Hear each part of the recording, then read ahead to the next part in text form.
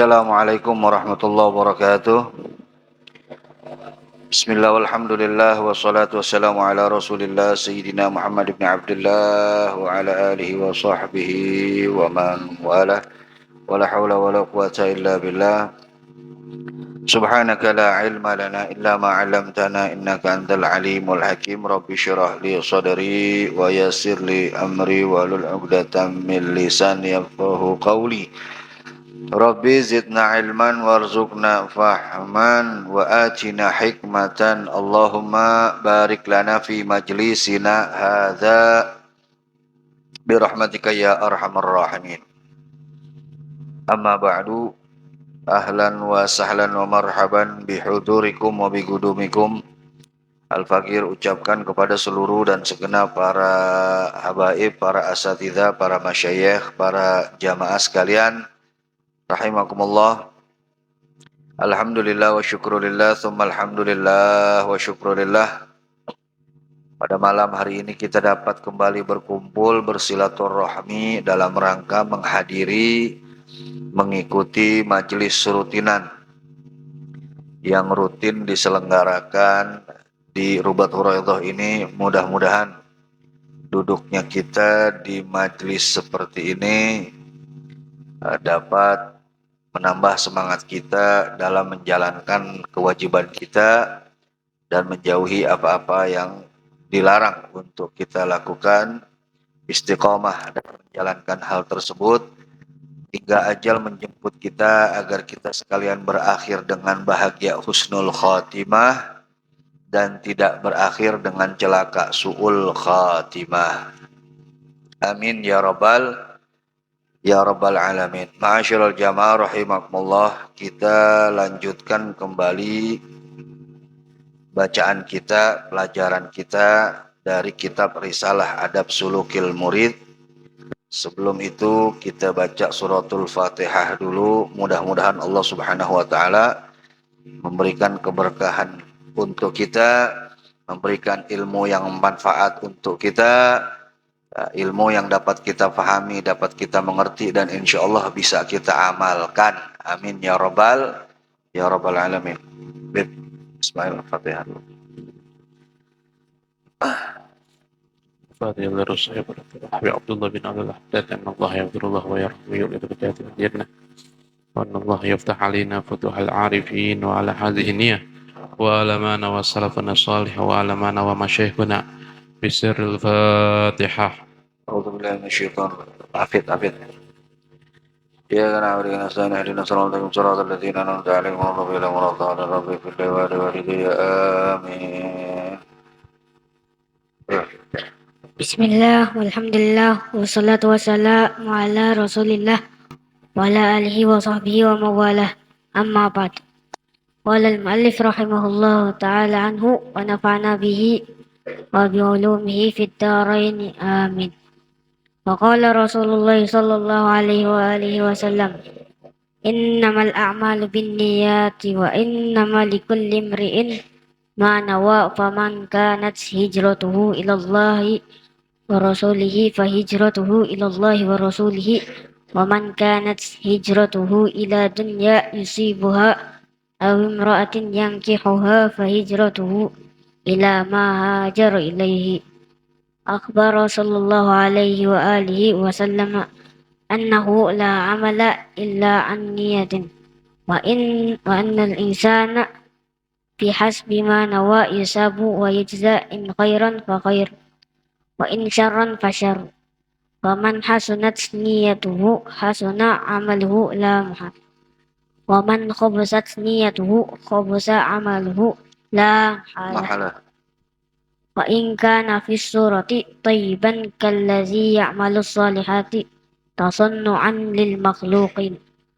Wa akhbara alaihi salatu wassalamu anna man amila lillahi ala wifqil mutaba'ati li rasulillahi sallallahu alaihi wasallam kana sawabuhu ala Allah wa kana munqalibuhu ila ridwanillahi wa jannatih fi jiwarillahi wa khairatih, wa anna man qasada ghairallahi wa amala li ghairillahi kana sawabuhu wa jazaa'uhu 'inda man tasanna'a lahu wa ra'a lahu mimman la yamliku lahu wala li nafsihi durran wala naf'an wala mautan wala hayatan wala nusyuran. Wa qasal hijrata alaihi salatu wassalamu min baini sairil a'mali tanbihan alal kulli bil ba'di anna minal ulumi inda minal ma'lum li'anna minal ma'lum li'anna minal ma'lum inda ulil afham anna al ikhbara laysa khassan bil hijrati bal huwa amun fi jami'i syara'i'il Islam. kifayah. Barakallahu fiik. Ma'asyiral jamaah rahimakumullah. Di pelajaran sebelumnya Al-Habib Abdullah bin Alwi Al-Haddad radhiyallahu an menyampaikan sebuah ayat dari surah Al-Isra di mana Allah Subhanahu wa taala berfirman, "Man kana yuridul ajilah ajjalna lahu fiha ma nasha liman nurid, thumma ja'alna lahu jahannam yaslaha madhmuman madhura, wa man arada al-akhirah wa sa'alaha sa'yaha wa huwa mu'minun fa ulaika kana sa'yuhum mashkura." Shadaqallahul azim. Di ayat ini, sebagaimana yang telah disampaikan kemarin, sebagai pengingat kembali, Allah Subhanahu wa taala menyampaikan gambaran tentang dua jenis orang yang berbeda. Yang pertama yaitu orang yang menginginkan al-ajilah, menginginkan sesuatu yang segera, atau lebih sederhananya lagi menginginkan dunia. Kata Allah Subhanahu wa taala, barang siapa yang menginginkan dunia, maka akan kami berikan dunia tersebut kepada yang kami kehendaki. Dan selanjutnya kami akan jadikan tempat kembali mereka yang menginginkan dunia tersebut neraka jahanam, dan mereka akan masuk dalam keadaan tercela atau terhina. Kemudian barang siapa yang menginginkan akhirat dan dia benar-benar berusaha untuk mendapatkan akhirat, dan ia juga seorang mukmin, maka mereka itu yang usahanya akan disyukuri, yang usahanya akan diganjar oleh Allah Subhanahu wa ta'ala. Nah, kemarin kita jelaskan bahwa Allah Subhanahu wa ta'ala mencela mereka-mereka yang hidupnya hanya menginginkan dunia saja, tanpa memikirkan akhirat. Jadi sederhananya, dia hidup hanya mikirin gimana makan enak, gimana supaya rumah bagus, gimana supaya kendaraan indah. Dia hanya mikirkan dunia saja. Dia nggak pernah tuh mikirin gimana caranya sholat biar khusyuk, gimana caranya ibadah biar nikmat, gimana caranya supaya ilmu tambah, dan seterusnya dan seterusnya. Dia hanya pikirkan dunia saja, dia hanya inginkan dunia saja, dia lupakan akhirat. Nah, mereka yang seperti itu, ada sebagian yang Allah kasih, tapi ada sebagian yang Allah nggak kasih. Tapi yang jelas, kesemuanya itu, ya mereka-mereka yang menginginkan dunia tapi melupakan akhirat, Allah Subhanahu wa ta'ala akan kembalikan tempat mereka, yaitu neraka jahanam, dan mereka akan memasuki neraka tersebut dalam keadaan terhina. Wal'iyadzubillahi min dzalik. Nah, tetapi yang perlu digarisbawahi, di kitab lain Al-Habib Abdullah bin Alwi Al-Haddad juga menjelaskan. Di dalam kitab Al-Hikam karya Al-Habib Abdullah bin Alwi Al-Haddad, bukan Al-Hikam Ibnu Athaillah ya. Jadi Al-Hikam itu ada yang dikarang oleh Al-Imam Ibnu Athaillah, ada juga Al-Hikam karangannya Imam Haddad. Tapi memang yang lebih terkenal itu Al-Hikam Imam Ibn Athaillah, yang orang lebih banyak tahu. Tapi Al-Habib Abdullah bin Alwi Al-Haddad juga ngarang sebuah kitab namanya Al-Hikam juga. Nah, di dalam kitab Al-Hikam beliau jelasin dunia ini ada 3 macam. Ya. Dunia itu ada tiga macam. Ada dunia mahmudah, ada dunia yang terpuji. Ternyata ada dunia yang terpuji. Kemudian yang kedua, dunia al-mubahah, dunia yang mubah. Ya. Yang ketiga, dunia al-mazmumah, ya. Dunia yang tercela. Yang dimaksud di ayat ini adalah dunia yang tercela. Ya. Ada dunia yang terpuji, ada. Dunia yang terpuji yang bagaimana? Dunia yang bikin kita lebih dekat kepada Allah. Ya. Dunia yang bikin kita lebih semangat untuk ibadah kepada Allah. Nah, itu dunia al-mahmudah. Ya. Dulu mungkin hidupnya pas-pasan. Begitu banyak duit, begitu punya duit, ibadahnya makin getol. Sedekahnya makin getol. Bantu orangnya makin getol. Nah, itu dunia yang dia dapat tuh. Dunia yang terpuji tuh. Ya. Dulu sebelum punya motor, sebelum punya kendaraan, mungkin ngajinya jarang-jarang. Silaturahminya jarang-jarang. Tapi begitu dia punya motor, ngajinya makin rajin, ibadahnya makin semangat, silaturahminya makin rajin. Nah, itu dunianya mahmudah tuh, terpuji itu dunia. Ya. Jadi nggak semua dunia tercela, ada dunia yang terpuji, dunia yang bikin kita makin semangat untuk ibadah. Dulu nganggur, ibadahnya pas-pasan. Tapi begitu dia punya kerjaan, dia punya usaha, dia punya bisnis, ibadahnya makin kenceng, ngajinya makin rajin, sedekahnya makin rajin. Ah, berarti dunia yang dia punya tuh, yang dia dapat tuh dunia yang terpuji. Ya. Ada dunia yang mazmumah, yang tercela. Dunia yang tercela yang bagaimana? Dunia yang bikin dia sibuk dengan dunia tersebut sehingga melupakan untuk ibadah kepada Allah. Melupakan kehidupan akhirat. Dulu sebelum punya duit rajin tuh ibadahnya. Ngajinya rajin, di mana-mana majelis dia samperin. Dia sampai walaupun nggak ada kendaraan, walaupun dia bela-belain naik angkot, walaupun dia bela-belain nebeng. Begitu punya motor justru terbalik, justru nggak semangat ibadahnya. Nah, berarti tuh ya, dunia yang dia dapat itu dunia yang tercela tuh. Bukannya bikin dia makin dekat, justru bikin dia makin jauh. Dulu begitu nggak punya kerjaan, ngajinya rajin, ibadahnya rajin, sholatnya tepat waktu melulu. Begitu punya kerjaan, sholatnya kadang-kadang di akhir waktu, bahkan kadang-kadang sampai ninggalin sholat. Yang tadinya rajin ke majelis taklim, boro-boro ke majelis taklim. Nah, berarti tuh dunia yang dia dapat, dunia yang tercela tuh. Ya. Dulu ya,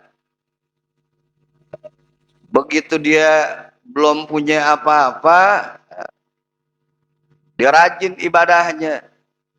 Belum punya handphone, dia rajin ibadahnya.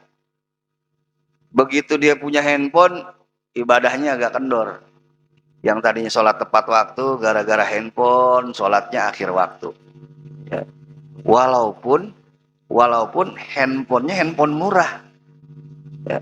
Walaupun handphonenya handphone murah, tercela tuh handphone. Walaupun handphonenya handphone merek apa tuh? Yang keypadnya sampai pada melendung. Zaman dulu tuh, handphone Asia. Keypadnya sampai pada melendung tuh ya. Walaupun handphonenya handphone murah, tapi bikin jauh dari ibadah, bikin makin gak semangat ibadah, tercela tuh. Tapi kalau dia punya iPhone, handphonenya iPhone, tapi makin bikin semangat dia ibadah, ya, bikin makin semangat ngaji, bikin makin semangat silaturahmi, nah, berarti itu dunia yang dia dapetin dunia yang mahmudah, yang terpuji. Ya.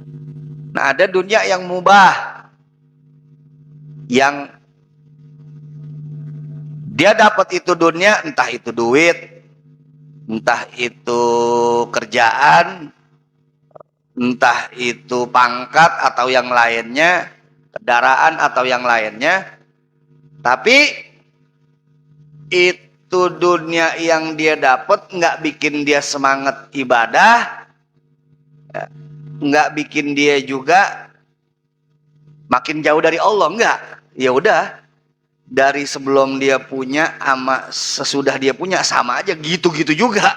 Nah, berarti itu mubah tuh dunia. Nah, sekarang tinggal kita introspeksi nih diri kita nih. Ini dunia yang kita kejar selama ini nih, entah itu bentuknya duit, bentuknya kerjaan, ini dunia yang mahmudah, yang terpuji apa yang tercela nih. Tolak ukurnya gampang. Kalau misalkan ini dunia bikin kita malah makin jauh sama ibadah. Sebelum kita punya ini dunia, entah itu duit ya, entah itu kerjaan, entah itu jabatan, entah itu kendaraan, entah itu rumah, entah itu istri misalkan, ya. Sebelumnya kita semangat nih, tapi kok ketika kita punya dunia ini nih, kok jadi nggak semangat ibadah, makin jauh. Berarti tercela tuh yang kita dapetin tuh. Berarti kita termasuk orang-orang yang disebutin Allah di ayat yang barusan kita baca. Orang yang menginginkan dunia dan dia lupa sama akhirat. Nah, tapi kalau misalkan dunia yang kita dapat selama ini nih, ya, makin bikin kita semangat ibadah. Dulu sebelum punya motor, kita mungkin ngajinya sebulan sekali, kadang 2 bulan sekali. Tapi alhamdulillah begitu punya motor, tiap minggu, bahkan seminggu kadang-kadang bisa 2 kali, 3 kali. Semoga itu tanda dunia yang kita dapetin dunia yang mahmudah, dunia yang terpuji, ya, yang akan menjadi kendaraan kita untuk mendapatkan kebahagiaan akhirat. Ya. Nah, jadi nggak semua dunia itu mazmumah, nggak semua dunia itu tercela. Dunia yang tercela itu yang disampaikan oleh Nabi kita Muhammad SAW, ad-dunya mal'unatun, dunia itu terlaknat.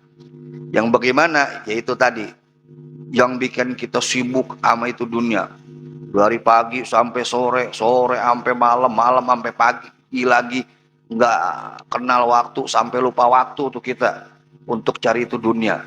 Kaki jadi kepala, kepala jadi kaki, ya, banting tulang, peres keringat untuk dapetin dunia, sampai kita lupain sholat, lupain ibadah, ya, boro-boro ngaji dah, sholat wajib aja sampai kita tinggalin tuh gara-gara itu dunia. Nah, berarti dunia yang kita kejar itu dunia yang tercela. Dan kita termasuk orang-orang yang Allah Subhanahu wa taala ancam dengan neraka jahanam sebagai tempat kembalinya. Na'udzubillah tsumma na'udzubillahi min dzalik. Nah, jadi mereka-mereka yang oleh Allah Subhanahu wa taala ancam adalah mereka yang hanya menginginkan dunia lupa akhirat. Mereka cuma mikirin hidup enak, gimana caranya hidup enak, tapi lupa mikirin gimana caranya mati enak. Ya. Nggak pernah mereka mikirin gimana nanti di alam kubur. Apa saya bisa jawab pertanyaan malaikat kubur? Apa saya bisa jawab pertanyaan munkar nakir? Apa nanti saya di kuburan dapat nikmat, apa dapat siksa? Nggak pernah tuh mikirin gimana caranya supaya sholat lebih khusyuk dari sebelumnya, gimana caranya supaya ibadah makin lebih nikmat, gimana caranya supaya ilmu makin tambah, gimana caranya makin takut sama Allah, gimana caranya makin punya rasa diawasin sama Allah. Nah, nggak pernah tuh dia mikirin begitu tuh. Ya, yang dia pikirin ya, besok enaknya makan apa ya. Nah, terus kira-kira rumah makan mana lagi nih yang bakal kita samperin nih, ya buat wisata kuliner. Besok kira-kira rumahnya dicat warna apa ya? Kira-kira lantainya pakai keramik apa ya? Tahun besok kira-kira beli mobil model apa ya? Nah, itu yang dipikirin itu aja. Dia lupa tuh sama akhiratnya.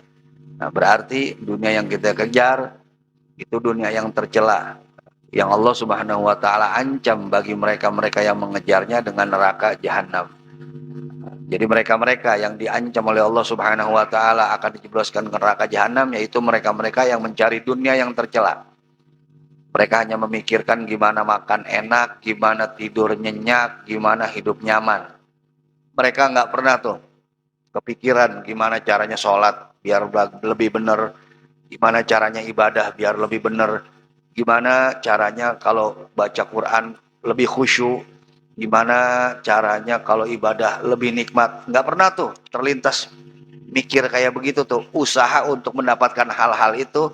Nah, hati-hati, jangan-jangan dunia yang kita cari adalah dunia yang tercela. Na'udzubillahi min dzalik. Jadi bukan berarti kita nggak boleh cari dunia, boleh, tapi cari dunia yang terpuji, dunia yang mahmudah, dunia yang terpuji, dunia yang bikin kita makin semangat ibadah kepada Allah, dunia yang makin bikin kita dekat sama Allah subhanahu wa ta'ala. Nah, kemudian dilanjutkan di sini oleh Al-Habib Abdullah bin Alwi Al-Haddad dengan menyebutkan sebuah hadis. Wa qala Rasulullah sallallahu alaihi wasallam, dan telah bersabda Rasulullah sallallahu alaihi wasallam, innamal a'malu binniyah. Sesungguhnya setiap amal perbuatan itu hanya dinilai dengan niat.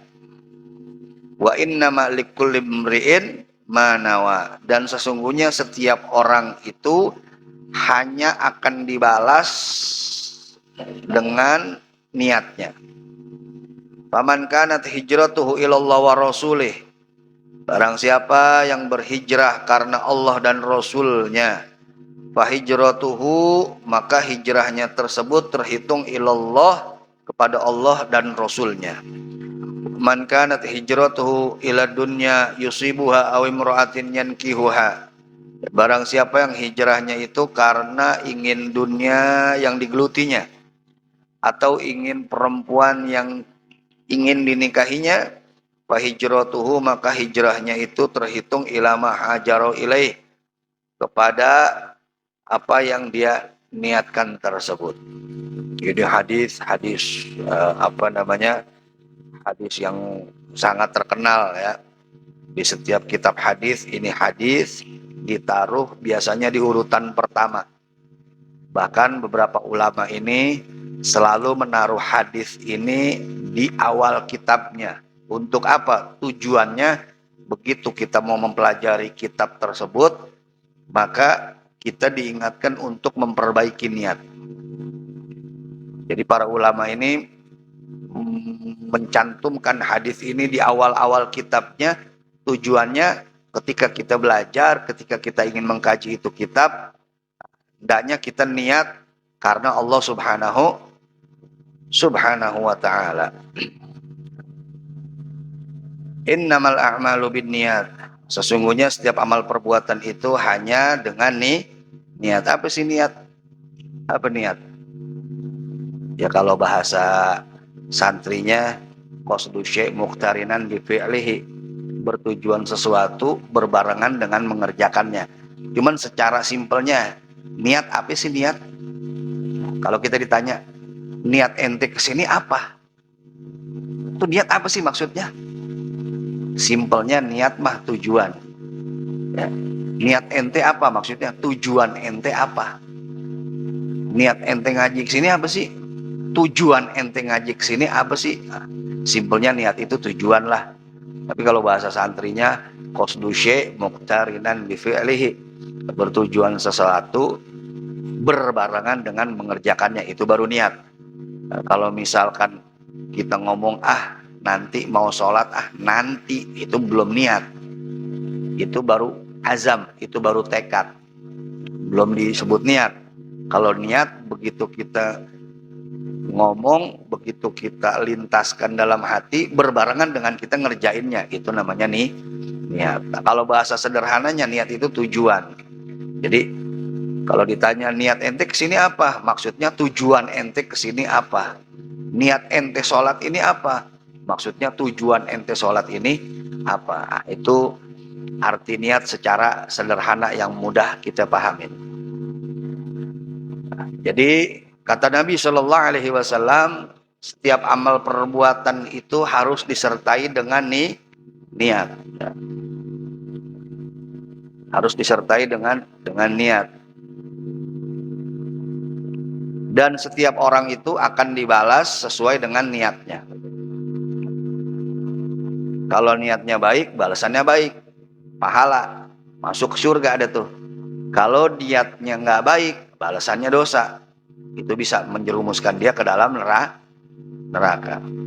Maka itu Syekh Ahmad bin Ruslan Asy-Syafi'i di dalam kitab Zubatnya mengatakan fasuhihin niyata qoblal amali wa biha makrunatan bil awali wa in tadum hatta balagta akhirah yusta sawaban kamilan di akhirah. Fasuhihin niyah qoblal amal, maka perbaiki niat sebelum beramal.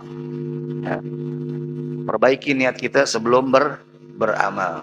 Di sini dilanjutkan oleh Nabi kita Muhammad sallallahu alaihi wasallam, barang siapa yang hijrah karena Allah dan Rasulnya, maka dia akan dicatat sebagai orang yang hijrah karena Allah dan Rasulnya. Barang siapa yang hijrah karena dunia atau karena perempuan yang pengen dia nikahin, maka dia akan dicatat sebagai orang yang berhijrah bukan karena Allah dan Rasulnya, tapi karena dunia atau karena perempuan yang ingin dinikahi. Nah, ini hadis, sebagian ulama menjelaskan asbabul wurudnya, sebab ini hadis disampaikan oleh Nabi. Kalau Quran kan ada asbabun nuzul, sebab itu ayat kenapa turun, itu disebut asbabun nuzul. Nah, kalau hadis, kenapa itu hadis bisa ada, itu disebut asbabul wurud. Sebab itu hadis ada gara-gara ada satu perempuan namanya Ummu Qais. Ummu Qais ini ikut rombongan Nabi hijrah ke Madinah. Ummu Qais ini janda. Ada seseorang yang demen sama Ummu Qais nih. Ada seseorang yang demen sama Ummu Qais, ya, dan ada niatan mau ngelamar Ummu Qais. Tapi begitu mau dilamar, ternyata Ummu Qais ini mau hijrah ke Madinah bersama Rasulullah Sallallahu Alaihi Wasallam, bersama rombongan kaum muslimin. Nah, si pemuda ini begitu datengin Ummu Qais, dia sampaikan niatnya untuk melamar Ummu Qais. Kata Ummu Qais, kalau ente mau ngelamar ana, kalau ente suka sama ana, mau ngelamar ana, ente ikut hijrah sama ana ke Madinah. Ikutlah itu orang hijrah. Ya. Hijrahnya dia bukan karena Allah, bukan karena Rasulullah, bukan. Hijrahnya dia ikut ke Madinah karena pengen dapetin Ummu Qais. Dan ada juga beberapa yang ikut hijrah bukan karena Allah dan bukan karena Rasulnya. Karena saat itu mungkin di Mekah dia kesulitan untuk mencari duit. Dia kesulitan untuk cari pemasukan. Begitu dengar ada orang muslim, kaum muslimin mau hijrah ke Madinah, dia pengen ikut. Dengan tujuan, kali aja di Madinah bisa lebih gampang nih nyari duit. Kali aja di Madinah ini bisa lebih gampang untuk cari pemasukan. Akhirnya ikut mereka hijrah. Jadi mereka hijrahnya bukan karena Allah dan karena Rasulnya, tapi karena dunia. Mereka semua berangkat hijrah. Tapi di antara mereka semua yang hijrah karena niatnya beda-beda, maka akan dibalas sesuai dengan niatnya. Yang mereka hijrah karena Allah dan Rasulnya, karena ingin menyelamatkan agama, Allah bakal balas mereka.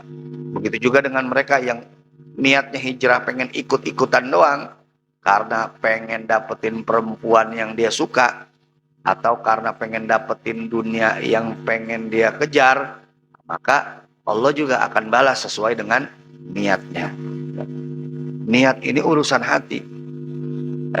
Urusan hati, urusan kita sama Allah, nggak bakal ada yang tahu. Kita bisa manipulasi perbuatan kita, ya, tapi kita nggak bisa manipulasi niat kita. Sebab niat kita ini urusannya sama Allah.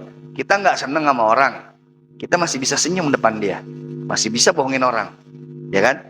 Kita nggak seneng nih sama satu orang, tapi kita masih bisa senyum sama dia, berbuat baik sama dia. Padahal kita mengkel banget sama dia nih, kagak demen banget nih. Ya, ini orang nongol lagi aja sih, ya. Kalau gue kagak resep banget sama dia, ya. Tapi kita masih tetap senyum, ya. Orang yang ngelihat kita nih dari jauh nih, wah, misalkan ngelihat kita nih senyum-senyum sama dia, wah berarti nih orang dia dianggapnya kita sama orang yang lihat kita nih, kita seneng sama ini orang, padahal kita benci sama dia, ya. Padahal kita benci sama dia. Kalau perbuatan bisa dimanipulasi, tapi kalau niat nggak bisa dimanipulasi, ya. Karena niat ini adanya di hati, dan urusan hati cuman kita sama Allah yang tahu, ya. Kita berbuat baik, tapi tujuannya bukan tujuan baik. Tujuannya biar dipuji orang lah, biar inilah, biar itulah. Tujuannya bukan tujuan baik. Orang mungkin bisa kita bohongin, ngelihat perbuatan kita baik, kita disangkanya sama orang, dicapnya orang baik aja, padahal niat kita nggak baik. Makanya disebutkan juga niatul mukmin khairu min amali. Niat seorang mukmin itu lebih baik daripada perbuatannya. Karena perbuatan ini bisa dimanipulasi. Tapi kalau niat nggak bisa dimanipulasi. Urusan kita sama Allah subhanahu wa ta'ala. Makanya setiap amal perbuatan itu yang dinilai bukan perbuatannya, tapi niatnya oleh Allah subhanahu wa ta'ala. Maka itu setiap kita mau melakukan sesuatu, fasohihin niyah. Kata Imam kita Syekh Ahmad bin Ruslan tadi, fasohihin niyata qablal amali. Perbaiki niat sebelum kita melakukan perbuatan. Perbaiki niat kita, lurusin niat kita, bagusin niat kita, karena yang dinilai ini bukan perbuatan kita, tapi niat kita. Tapi memang niat baik saja nggak cukup, juga harus diikuti dengan cara yang baik. Rumusannya begini dah, niat baik, caranya baik, hasilnya baik. Niatnya baik, caranya kagak baik, hasilnya juga nggak bakal baik. Niatnya kagak baik, caranya kagak baik juga, hasilnya bejat udah. Jadi niatnya baik, caranya juga harus baik. Niatnya baik, mau bantu orang miskin, caranya ngerampok orang kaya. Begitu ngerampok, ketangkep, ditanya, ente ngapain ngerampok? Itu orang-orang kaya. Niat saya mau baik, itu orang-orang kaya pada pelit-pelit, ini orang miskin banyak, makanya saya rampokin supaya saya bisa kasih ke orang miskin tuh. Jadi niat saya mah baik sebenarnya. Iya, niatnya baik, tapi caranya juga harus baik. Nah, itu niatnya baik, caranya nggak baik, hasilnya baik nggak? Nggak baik. Niatnya nggak baik, niatnya nggak baik, caranya baik, dia ngebantu orang, dia nolong orang, tapi niatnya nggak baik, dia bantu orang ini supaya dibilang dermawan, supaya dibilang orang baik, supaya mungkin dia punya tujuan kalau dia nanti mencalonkan diri jadi caleg atau jadi kepala daerah dipilih. Niatnya udah nggak baik, caranya tapi baik. Dia bagi-bagi duit, bagi-bagi sembako, hasilnya nggak baik, nggak bakal Allah terima. Dan yang ketiga, niatnya kagak baik, caranya kagak baik juga, hasilnya ya udah berantakan. Jadi niat baik, caranya baik, hasilnya baik. Niat nggak baik, walau caranya baik, hasilnya kagak bakal baik. Niat kagak baik, caranya kagak baik, hasilnya ya udah hancur. Jadi niat baik, cara baik supaya hasilnya baik. Akhbaro sallallahu alaihi wasallam, telah mengabarkan Nabi kita Muhammad sallallahu alaihi wasallam, annahu la amala illa an-niyat, bahwa tidak ada amal perbuatan kecuali disertai niat. Wa annal insana bihasabi manawa, dan sesungguhnya orang itu tergantung dengan apa yang diniatkannya. Yusabu wa yudza, dia akan diganjar dan dia akan dibalas sesuai dengan niatnya. In khairan, kalau niatnya baik, fa khairun, maka balasannya pun kebaikan. Niatnya baik, maka balasannya pun kebaikan, pahala, dan itu akan membawa dia ke surga. Wa in syarran, dan jika niatnya buruk, fa syarrun, maka balasannya pun keburukan, yaitu dosa yang bisa menjerumuskan dia ke neraka. Faman hasunat niyatuhu, siapa orang yang bagus baik niatnya, hasuna amaluhu la mahalah, maka baik amal perbuatannya la mahalah, pasti. Waman habuthat niyatuhu, dan siapa orang yang jelek niatnya, habutha amaluhu, maka akan jelek pula perbuatannya la mahalah, pasti. Wa in kana fi surati thayyiban, walaupun kelihatannya itu perbuatan baik. Kalladzi ya'malu sholihat tasannu'an lil makhluqin, seperti orang yang berbuat kebaikan karena untuk mendapatkan perhatian makhluk yang lain, karena untuk mendapatkan perhatian orang lain. Jadi seperti yang tadi kita sampaikan, walaupun amalnya bagus, amal perbuatannya baik, tapi niatnya nggak baik. Niatnya supaya dipuji orang, dia berbuat itu karena makhluk, bukan karena Allah. Maka tetap Allah subhanahu wa ta'ala akan hitung itu perbuatan yang buruk, walaupun kelihatannya perbuatan baik. Wa akhbar sallallahu alaihi wasallam, dan Nabi sallallahu alaihi wasallam menyampaikan di hadis tadi, anna, bahwa sesungguhnya man amila lillah, barang siapa yang beramal karena Allah, ala wifqil mutaba'ati li Rasulillah sallallahu alaihi wasallam, dengan berlandaskan mengikuti Rasulullah sallallahu alaihi wasallam, kana sawabuhu 'ala Allah, maka pahalanya itu ada pada Allah Subhanahu wa taala. Wa kana munqalabuhu ila ridwanillah wa jannatih, dan tempat kembali orang tersebut kepada keridhaan Allah dan kepada surganya Allah, fi jiwarillah, di sisinya Allah Subhanahu wa taala, wa khairatih, dan menjadi pilihannya Allah Subhanahu wa taala. Wa anna man qasada ghairallah, barang siapa yang bertujuan kepada selain Allah, wa amila li ghairillah, dan dia beramal untuk selain Allah, kana thawabuhu wa jazahu inda man tasannu alahu wa ra'alahu mimma la yamliku lahu wala li nafsi dharra wala naf'a wala mautan wala hayatan wala nusyuran.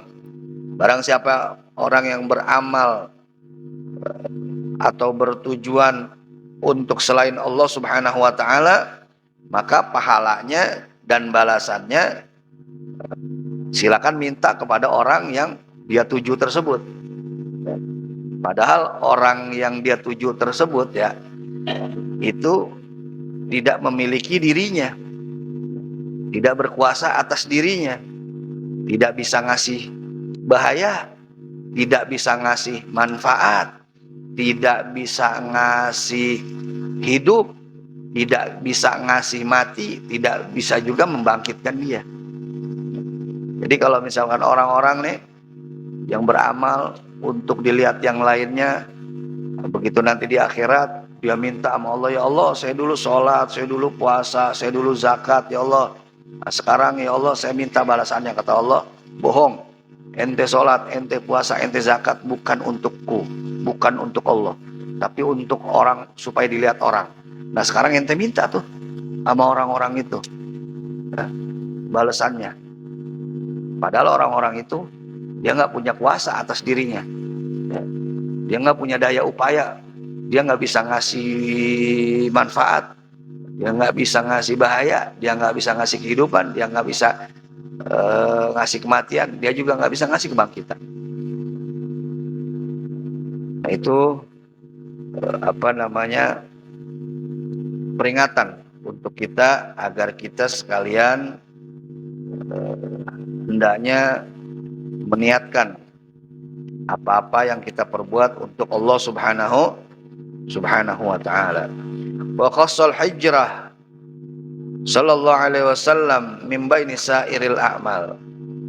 Dan Nabi sallallahu alaihi wasallam mengkhususkan hijrah dari segenap amal, tambihan alal kulli bil ba'di. Ini merupakan peringatan atas seluruh perbuatan dengan sebagian perbuatan. Jadi tidak mentang-mentang Nabi Shallallahu Alaihi Wasallam di sini hanya menyebutkan hijrah, bukan berarti ya niat itu hanya untuk hijrah aja. Kalau hijrah niatin buat Allah dan Rasulnya, kalau buat yang lain-lain mah nggak usah niatin untuk Allah dan Rasulnya. Enggak. Nabi mengkhususkan hijrah ini ya hanya sekedar peringatan buat mencontohkan ya, perbuatan yang lainnya. Lianna minal ma'lum, karena telah diketahui inda ulil afham, bagi orang-orang yang mempunyai pemahaman, bagi orang-orang yang cerdas, annal ikhbar, bahwa hadis tersebut laisa khassan bil hijrah, bukan maksudnya untuk hijrah aja, bal akan tetapi huwa amun, tapi itu hadis sifatnya umum, fi jami'i syara'il Islam, di dalam semua syariat Islam. Jadi bukan cuman hijrah aja kita niatin untuk Allah dan Rasulnya, semua ya, amal-amal yang disyariatkan dalam Islam kita niatkan untuk Allah. Sholat kita niatin untuk Allah, puasa kita niatin untuk Allah, sedekah kita niatin untuk Allah, bukan cuman hijrah aja. Adapun Nabi itu sebutin hijrah saja, itu hanya mewakili perbuatan yang lainnya ya. Hanya mewakilkan, kalau disebutin semuanya kan kagak bakal cukup ya. Nabi cuma contohin perbuatan hijrah. Kalau orang hijrah karena Allah dan Rasulnya, Allah bakal balas. Tapi kalau orang hijrah bukan karena Allah dan Rasulnya, ya silakan minta balasan sama yang dia niatkan itu. Itu sekedar mewakili perbuatan yang lainnya. Nah, ma'asyiral jamaah rahimakumullah, pembahasan niat ini penting karena niat ini pangkal ibadah. Ibadah kita ini dinilai dari niatnya. Kalau niatnya baik, maka balasannya baik. Kalau niatnya buruk, maka balasannya buruk. Tempatnya niat di mana? Niat tempatnya bukan di bibir. Niat itu tempatnya di hati. Adapun di bibir, diucapin itu sunnah. Jadi kalau kita mau ngapa-ngapain, niat ya dalam hati, bukan di bibir. Adapun di bibir itu sunnah kita ucapin. Sholat, niatnya di mana? Di hati. Adapun di bibir itu sunnah, usolli fardal isya'i arba'a raka'atin, itu sunnah. Tapi niat yang wajibnya itu di hati. Puasa, niatnya di hati. Adapun ngucapinnya sunnah. Jadi niat itu tempatnya di hati. Mahalun niat fil galab, tempatnya niat itu di hati. Adapun diucapin sunnah. Tapi yang wajib itu di hati. Kita mau makan, niat makan, niatnya di hati. Adapun diucapinnya sunnah. Jadi niat itu tempatnya di hati. Ya. Kapan kita niat? Saat kita akan melakukan perbuatan tersebut, berbarengan dengan kita melakukan perbuatan tersebut. Tidak sebelumnya atau tidak sesudahnya, kecuali puasa. Kalau puasa memang diwajibkan niatnya itu sebelum kita puasa, itu udah aturannya. Tapi kalau yang lain-lainnya niatnya muqtarinan bi fi'lihi, berbarengan dengan kita mengerjakan pekerjaan yang kita niatkan tersebut. Ya. Jadi itu yang disampaikan oleh Al-Habib Abdullah bin Alwi Al-Haddad, agar kita memperbaiki niat kita, agar kita meluruskan niat kita. Jangan kita khususnya dalam konteks ini mengkaji kitab ini bukan karena Allah. Ya. Kalau misalkan kita masih ada niatan yang lainnya, maka luruskan niat kita. Kita niatkan hanya untuk Allah Subhanahu wa ta'ala. Mudah-mudahan Allah Subhanahu wa ta'ala berikan kita kemudahan untuk menjalankan segala ketaatan, menjauhi segala larangan, istiqomah dalam menjalankan hal tersebut hingga ajal menjemput kita. Amin ya rabbal alamin. Wallahu a'lam bishawab. Bil qabul al-Fatihah. Bismillahirrahmanirrahim. Alhamdulillah rabbil alamin arrahmanir rahim maliki yaumiddin iyyaka na'budu wa iyyaka nasta'in. Shiratal ladzina. Bismillahirrahmanirrahim. Alhamdulillahirabbil alamin. Allahumma shalli wa sallim ala sayyidina Muhammadin wa ala ali sayyidina Muhammad. Allahumma ij'al jam'ana hadza jam'an marhuma waj'al tafarruqana min ba'dihi tafarruqan ma'suma wa la taj'al fina wa la ma'na syaqiyan wa la mahruma. Rabbana atina fid dunya hasanah wa fil akhirati hasanah wa qina 'adzaban nar. Rabbana taqabbal minna innaka antas samiul 'alim wa tub 'alaina innaka antat tawwabur rahim. Sallallahu ala sayyidina Muhammadin wa ala alihi washabihi wasallam. Alhamdulillahirabbil alamin. Masyaallah jamaah rahimakumullah, itulah yang bisa Al-Faqir sampaikan, mudah-mudahan bermanfaat. Terima kasih atas segala perhatian, mohon maaf atas segala kekurangan dalam penyampaian. Hadani Allah wa iyyakum ila shiratil mustaqim, dan mari sama-sama kita tutup dengan membacakan syahadatain dan juga doa kafaratul majlis. Bismillahirrahmanirrahim. Asyhadu an la ilaha illallah wahdahu la syarika lah. وأشهد أن محمدا عبده ورسوله. أشهد أن لا إله إلا الله وحده لا شريك له وأشهد أن محمدا عبده ورسوله.